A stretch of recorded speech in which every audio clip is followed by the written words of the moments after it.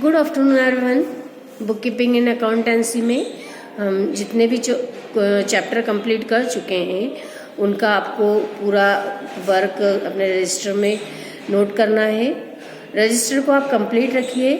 आप जब भी स्कूल आएंगे उसे लेकर आइए और चेक कराइए, वो आपके इंटरनल मार्किंग में काफ़ी हेल्पफुल हो।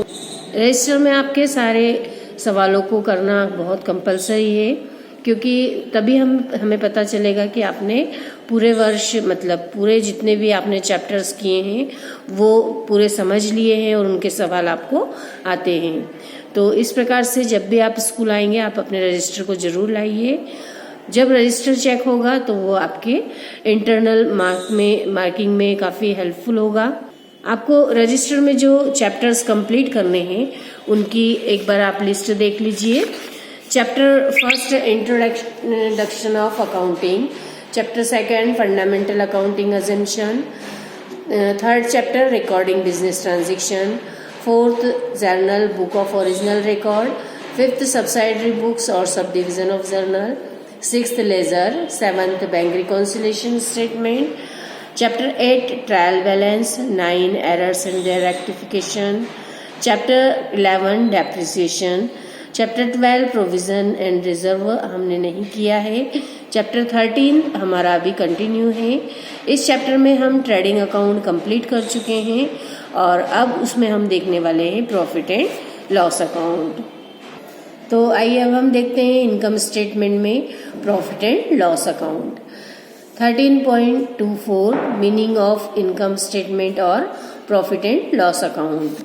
According to Porter, profit and loss account or income statement is that account for statement which is prepared to find out the excess of income over expenditure or excess of expenditure over income by aggregating all the incomes and expenses during a particular period. The aim of preparing profit and loss account is to know the net profit or net loss for a particular accounting period.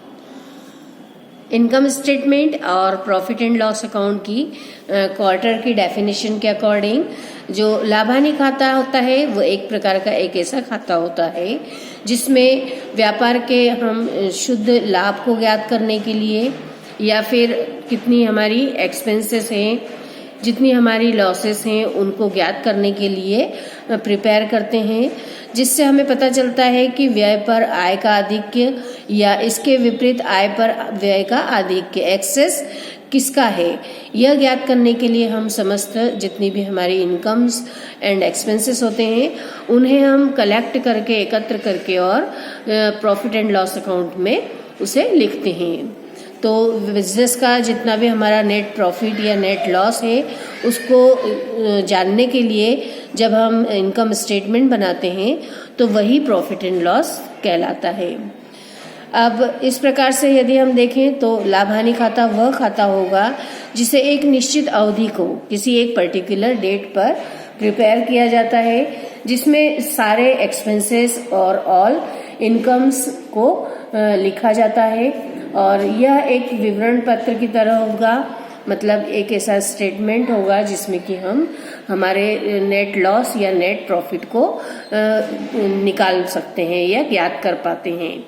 इसलिए profit and loss को बनाते समय बहुत ही सावधानी रखनी चाहिए।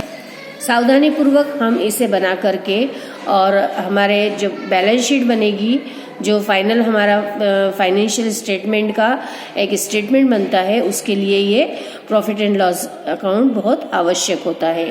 Necessity of profit and loss account में trading account exhibits gross profit और gross loss only if does not disclose the net or real profit or net loss actually occurred, which is essential to know the result of business. Profit and loss account enables us to know the net result of operation. जो हम व्यापारिक खाते से तो trading account से हम gross profit या gross loss निकाल लेते हैं, लेकिन शुद्ध या नेट हमें प्रॉफिट या लॉस निकालने के लिए यह जानना जरूरी है कि हमारा बिजनेस में कुल कितने एक्सपेंसेस ज़्यादा है या कुल कितनी इनकम्स हमारी कितनी है। तो यह जानने के लिए हमें profit and loss account prepare करना होता है। 13.27 जो objects and advantages of profit and loss दिए हैं, इसके आपको 6 पॉइंट बहुत अच्छे से करना है, क्योंकि ये ऑब्जेक्ट्स बहुत इम्पोर्टेंट है। हमारे जो बोर्ड हमारी जो एग्ज़ाम है उस एग्ज़ाम में हमें यह ध्यान रखना है कि प्रॉफिट एंड लॉस अकाउंट क्यों बनाए जाते हैं, उसके उद्देश्य यदि सबको क्लियर होंगे तो हमारी एग्ज़ाम के लिए भी ये बहुत अच्छा क्वेश्चन बनता है और हमें नॉलेज के पॉइंट ऑफ व्यू से भी यह क्वेश्चन अच्छा करना है। कैरेक्टरिस्टिक्स ऑफ इनकम स्टेटमेंट और प्रॉफिट एंड लॉस अकाउंट में it is prepared after trading account. It comprises indirect expenses and indirect incomes. It exhibits the actual profit or actual loss for a particular period. The net profit or net loss, as the case may be, is transferred to capital account. The capital is increased by net profit, whereas it is decreased by net loss. इसकी जो विशेषता है, इसमें व्यापारिक खाते के बाद में यह बनाया जाता है, ट्रेडिंग के बाद बनता है। यह इसमें हम जो एक्सपेंसेस और इनकम्स लिखते हैं वो सभी इनडायरेक्ट होती है, मतलब अप्रत्यक्ष को लिखा जाता है। यह किसी निश्चित अवधि या कोई एक जो टाइम होता है उसके जो फाइनेंशियल ईयर होगा, जो 12 मंथ का होगा, उसमें ही बनाया जाता है और उसके ही एंड में जब इसे प्रिपेयर किया जाता है तो उससे फाइनेंस की हमारे यहाँ बिजनेस में क्या स्थिति है यह पता चलती है। तो शुद्ध मतलब नेट प्रॉफिट या लॉस को ज्ञात करने के लिए ही हम प्रॉफिट एंड लॉस अकाउंट बनाते हैं। अब ऑब्जेक्ट्स देखते हैं, ऑब्जेक्ट्स और advantages of profit and loss account. It enables us to find out the actual profit or actual loss in business. It gives full details of indirect expenses incurred in business. It discloses the enhancement or reduction in capital employed. Fourth, a comparison of current year net result of a business can be made with that of the previous year. Excessive indirect expenses reduced the actual profit. By preparing profit and loss account, we may exercise control on unnecessary expenses. It gives us detailed about the non-trading incomes, commission, interest, rent, etc. Future plans or schemes for expansion and development may be made on the basis of information disclosed by profit and loss account. Return on capital can be easily ascertained with the help of profit and loss account. If the rate of return is not satisfactory or up to mark, steps may be taken for improvement in future. तो इस प्रकार से जो actual profit और actual loss को जब हमें जानना होता है तो हम profit and loss account prepare करते हैं। इसमें सभी इनडायरेक्ट एक्सपेंसेस को लिखा जाता है।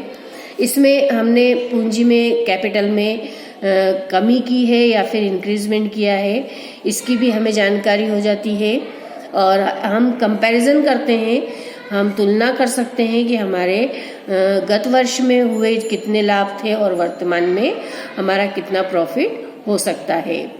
जितने भी हमारे एक्सपेंसेस हैं उनमें हम मितव्ययिता ला सकते हैं, मतलब ज़्यादा से ज़्यादा हम प्रॉफिट अर्न करें। हम हमारे अनावश्यक एक्सपेंसेस को, जो हमारे ज़रूरी नहीं है, ऐसे एक्सपेंसेस को हम कम कर सकते हैं और जितनी भी हमारी अदर इनकम्स हैं उनको भी हम यहाँ पर शो करते हैं, जैसे कमीशन है, एक्सपेंसेस, इंटरेस्ट है या फिर डिस्काउंट है, रेंट है, किसी भी तरह की जो हमारी दूसरी इनकम्स होती है उसे हम यहाँ पर लिखते हैं। इसके द्वारा हम भविष्य के लिए प्लान्स भी तैयार कर सकते हैं, फ्यूचर प्लान कर सकते हैं। जो भी हमारी योजनाएं हैं उनको हम जिसमें सुधार करना है उसको सुधार करने के लिए भी हम हमारे P&L को देख करके और कौन सी खर्चों को या कौन सी मदों को हम कम कर सकें या फिर किस पे हम ज़्यादा एक्सपेंसेस करें जिससे हमें ज़्यादा प्रॉफिट होगा, यह डिसाइड कर सकते हैं। रिटर्न ऑफ कैपिटल के रूप में यहाँ पे हमें जो प्रॉफिट मिलता है, हमने प्रॉफिट अर्न तभी किया है जब हमने अपनी कैपिटल को लगाया है, कैपिटल से हमने बिजनेस किया है और उसके प्रतिफल के रूप में, जो उसके इनाम के रूप में हमें प्रॉफिट प्राप्त हुआ है या प्रॉफिट मिला है। तो प्रॉफिट हमें मिला है यह जानने के लिए हमें profit and loss account prepare करना होता है, क्योंकि उसके द्वारा ही हम ज्ञात कर पाते हैं कि हमारे कौन कौन से ऐसे साधन हैं जिससे कि हम ज़्यादा अर्निंग कर पाए हैं या जिससे हमें प्रॉफिट हुआ है। तो इस प्रकार से ये जितने भी एडवांटेजेस हैं या ऑब्जेक्ट्स हैं, इनको आपको 8 पॉइंट में से एनी 6 पॉइंट आपको अच्छे से याद रखना है। अब दी हुई है methods of preparing income statement और profit and loss account. As the clear from the title, trading and profit and loss account, it is divided into 2 sections. First section is called trading account, while the second section is called profit and loss account. Thus profit and loss account is prepared like trading account. In the debit side of this account are entered all indirect expenses, and in the credit side are entered all the indirect incomes, preceded by gross profit and gross loss transferred from trading account as the case may be.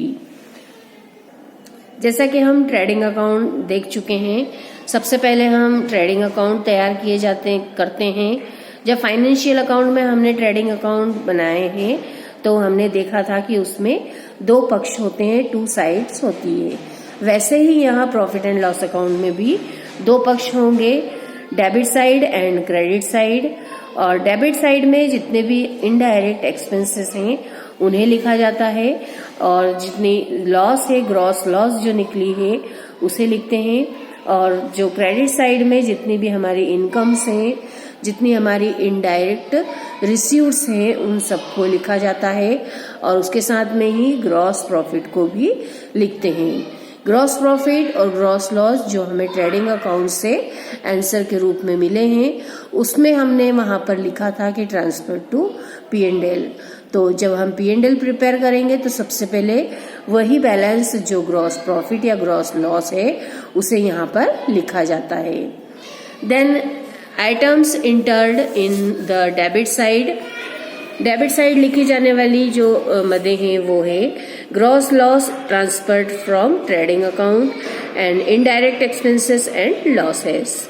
तो debit side में सबसे पहले हम लिखते हैं, यदि कोई हमारे ट्रेडिंग अकाउंट का लॉस है तो वो ग्रॉस लॉस यहाँ पर सबसे पहले लिखा जाता है, और उसके बाद इनडायरेक्ट एक्सपेंसेस और लॉसेस, जितने भी अप्रत्यक्ष खर्चे हैं और जितनी हानियां हैं। All indirect expenses incurred on the management of business and sale appear in the debit side of income statement or profit and loss account. In addition, depreciation on business assets, bad debts, provision for bad debts and doubtful debts, provision for discount on debtors and other indirect losses are also entered in the debit side. जितने भी expenses जो indirect expenses हैं उन सबको यहाँ debit side में लिखा जाता है।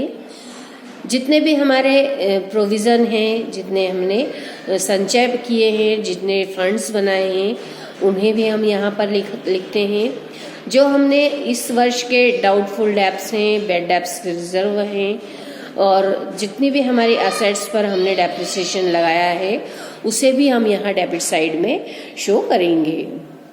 जितने इनडायरेक्ट एक्सपेंसेस हैं उन सबको लिख लेने के बाद में जितनी इनकम्स हैं उन्हें हम क्रेडिट साइड में लिखेंगे, लेकिन सारे एक्सपेंसेस को हमें डेबिट साइड में ही लिखना है। जितने भी हमारे लॉसेस हैं, जितनी हानियां हैं, उन सबको भी डेबिट में लिखेंगे।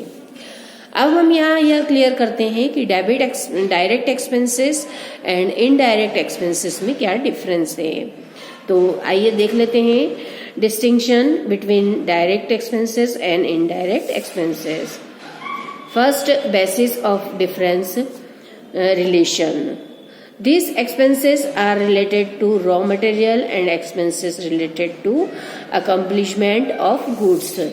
डायरेक्ट एक्सपेंसेस, डायरेक्ट एक्सपेंसेस जो होते हैं वो कच्चा माल या फिर उसको हमने जब परचेस किया या गुड्स को जब हमने फैक्ट्री में लेकर आए, जो रॉ मटेरियल से जब फिनिश गुड्स प्रिपेयर करते हैं और उसमें जो हमारे एक्सपेंसेस होते हैं वो सभी डायरेक्ट एक्सपेंसेस की श्रेणी में आते हैं.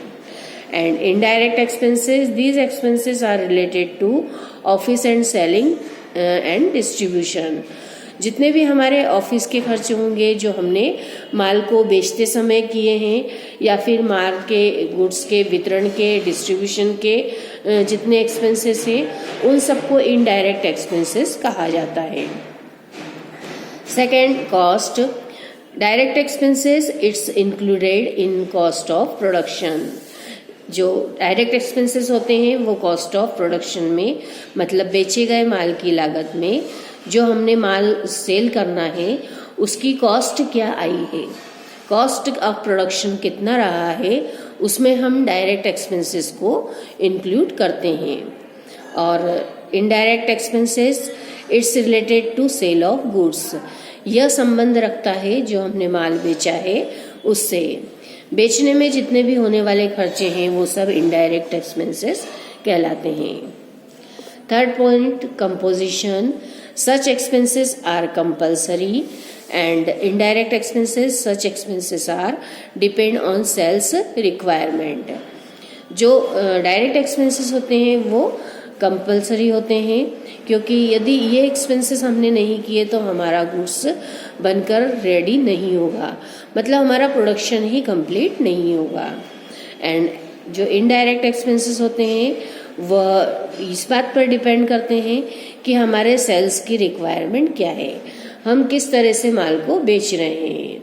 जिस तरह से हमारे माल को बेचने की मेथड है उसके आधार पर ही इनडायरेक्ट एक्सपेंसेस होते हैं. Fourth, calculation of profit. Gross profit is calculated through these expenses. जो डायरेक्ट एक्सपेंसेस होता है उसको करने के बाद हम ग्रॉस प्रॉफिट निकालते हैं या ग्रॉस प्रॉफिट कैलकुलेट करते हैं. And net profit is calculated through these expenses. जब ग्रॉस प्रॉफिट निकल जाता है उसे P&L में ट्रांसफर किया जाता है, उसके बाद इनडायरेक्ट एक्सपेंसेस लिख करके और फिर इसकी सहायता से नेट प्रॉफिट कैलकुलेट किया जाता है. Next point, cash. Total cost is determined with the help of these expenses. कुल हमने कितना एक्सपेंसेस खर्च किया है, कुल हमारे खर्चे जो हैं वो हमने कॉस्ट में जितने हमारे माल की लागत लगी है उसमें जितने हमारे मदद हमने एक्सपेंसेस किए हैं उसमें हमें पता चलता है कि हमारी कॉस्ट में हमने कितना कैश दिया है.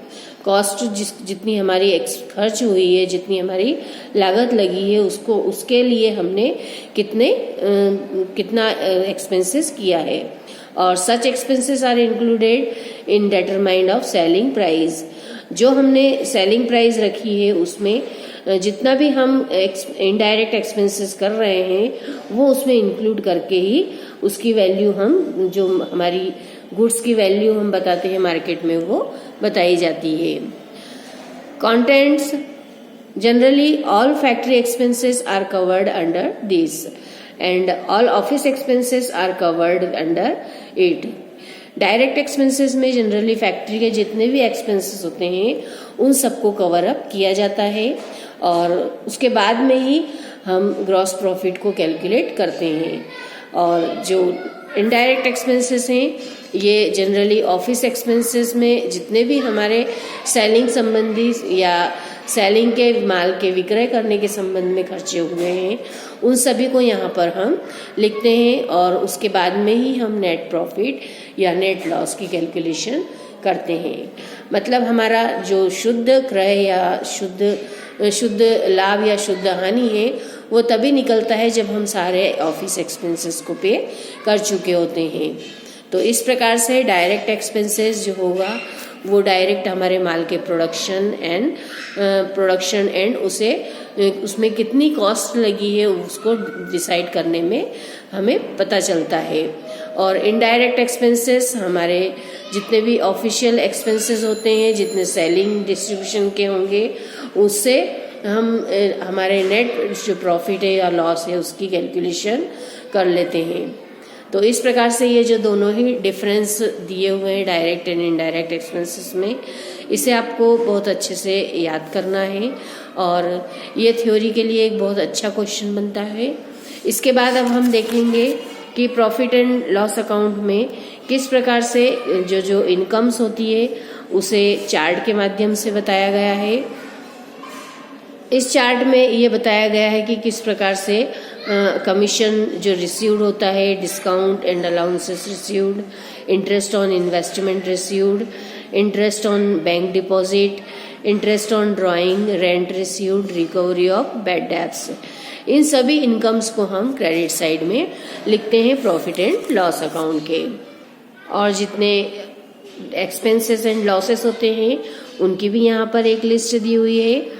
जो फाइनेंशियल एक्सपेंसेस होते हैं, management expenses, selling and distribution expenses and other expenses, इन सभी एक्सपेंसेस को अलग अलग हेड में बता दिया गया है, मतलब इसके भाग कर दिए गए हैं।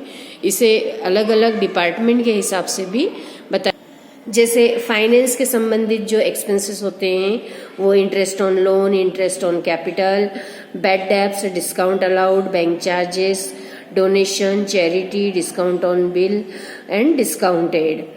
इसी तरह जो मैनेजमेंट के एक्सपेंसेस होंगे उसमें सैलरी पे की जाती है, printing and stationery, office expenses, office rent, office lighting, management expenses, audit fees, direct allowances, taxes and insurance, repairs, shop rent, interest and selling and distribution.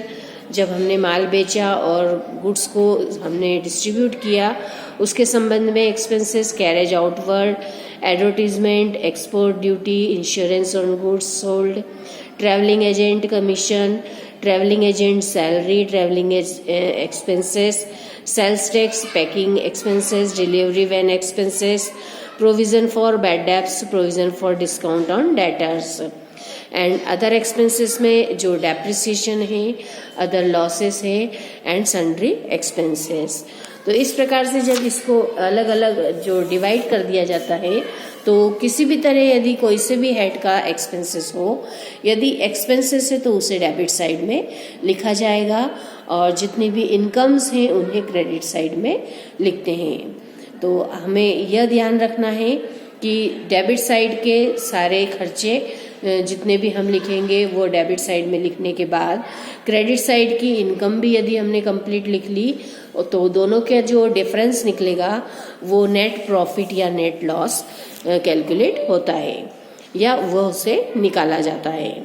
तो after entering the indirect expenses and losses on the debit side and indirect incomes and gains on the credit side, the difference is drawn which is called net profit or net loss. If the total of debit sides exist that of credit side, the difference is called net loss. On the contrary, if the total of credit side exists that of the debit side, the difference is called net profit. This net profit or net loss is transferred to capital account, consequently increasing or decreasing the amount of capital respectively. Now format of profit and loss account. यहाँ आपको एक format दिया हुआ है profit and loss account का। किस तरह से प्रॉफिट एंड लॉस अकाउंट में ये सारे एक्सपेंसेस एंड इनकम्स को शो किया जाता है। अब किसी भी सवाल में ये कंपलसरी नहीं है कि इन सभी एक्सपेंसेस की एंट्री हो ही, लेकिन जितनी सवाल में हमें दी गई होती है उसके आधार पे हमें यह डिसाइड करना होता है कि हम उसे कहाँ पर लिखेंगे। इसका एग्जाम्पल नंबर 4 दिया हुआ है। इसमें एक प्रॉफिट एंड लॉस अकाउंट आपको बनाने के लिए कहा गया है। तो इस एग्जाम्पल को आप बहुत अच्छे से देख लीजिए। इसमें ग्रॉस प्रॉफिट दिया हुआ है, shop rent, carriage on purchases, carriage on sales, trade expenses, advertisement, postage and repair, discount, rupees जो दिया हुआ है ये क्रेडिट बैलेंस दिया है, इसका मतलब इसे हमें क्रेडिट में लिखना है। इंटरेस्ट रिसीव्ड ऑन इन्वेस्टमेंट, ये भी इंटरेस्ट रिसीव्ड है। And audit fees, audit fee expenses के रूप में है। तो जब हमें यहाँ पर दिया हुआ है, यदि डेबिट बैलेंस और क्रेडिट बैलेंस क्लियर दिखा दिया गया हो तो उसे फिर हमें वही लिखना है, और यदि नहीं लिखा हुआ हो तो हमें जो एक्सपेंसेस होता है उसे एक्सपेंसेस के हेड में लिखना है, और जो इनकम्स होती है उसे इनकम के हेड में लिखना है।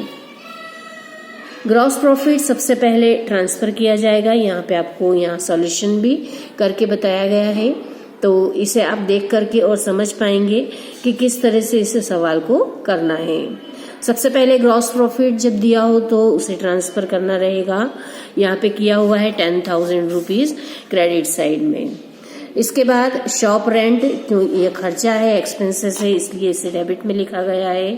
कैरेज ऑन सेल्स, ये भी कैरेज ऑन सेल्स मतलब हमने माल जो बेचा उस पे खर्चा हुआ, इसलिए उसे डेबिट में लिखा है। ट्रेड एक्सपेंसेस 500, एडवर्टाइजमेंट भी 400 लिखे हैं, postage 50 and repair 110। Discount credit side में लिखा है, इसलिए क्रेडिट में हमने इसे यहाँ पर शो किया है। इंटरेस्ट ऑन इन्वेस्टमेंट भी हमने क्रेडिट में ही लिखा है। ऑडिट फीस ये एक्सपेंसेस के रूप में होती है, इसलिए इसे डेबिट में लिखा गया है।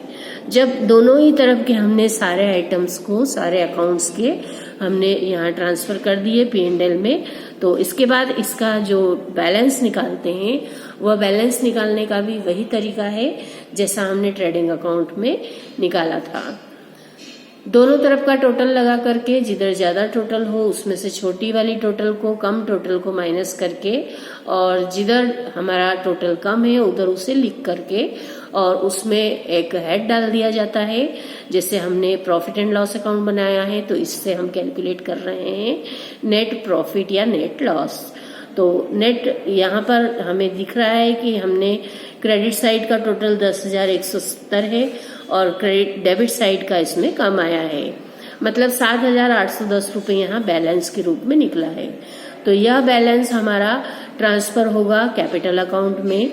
नेट प्रॉफिट लिखा जाएगा इसे ट्रांसफर टू कैपिटल अकाउंट। इस प्रकार से इसे लिख करके और ऐसे हम P&L के जो सवाल होते हैं उसे बंद कर देते हैं। तो आपको अब इसके आगे के एग्जाम्पल्स भी देखना है। ये 5th एग्जाम्पल भी दिया हुआ है एंड इसके बाद में फिर जो 6th एग्जाम्पल है उसमें भी आपको बताया गया है कि किस तरह से ट्रेडिंग एंड P&L बनाना है।